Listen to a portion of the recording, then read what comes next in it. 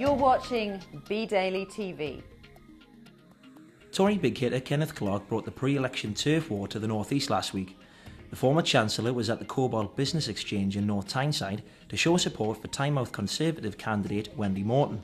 bdaily caught up with Mr Clarke to find out more about his visit and issues facing the region's businesses. I'm visiting this particular development, which is extremely impressive. It's an enterprise zone which has grown up since it was set up about 12 years ago. I'm told Michael Heseltine was here when before it became the enterprise zone, but then the enterprise zone was put in place. It's got 10,000 jobs on it now in office and service accommodation of various kind. And right now I've just topped out, as they put it, the building behind me, which is a new data centre, which is going to be completed in a few months' time.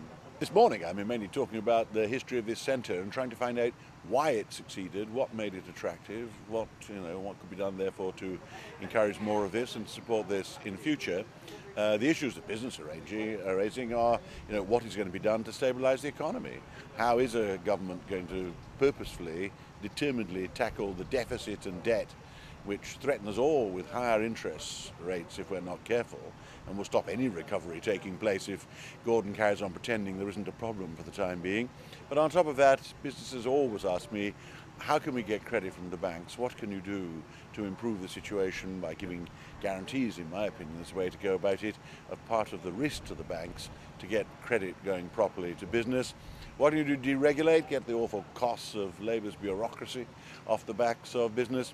What can we do to provide new apprenticeships, skill training? There's an awful lot to be done.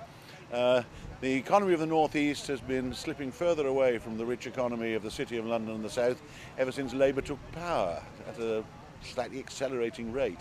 Good things are happening here, but more of them have got to happen, and business needs help on all the fronts I've just described.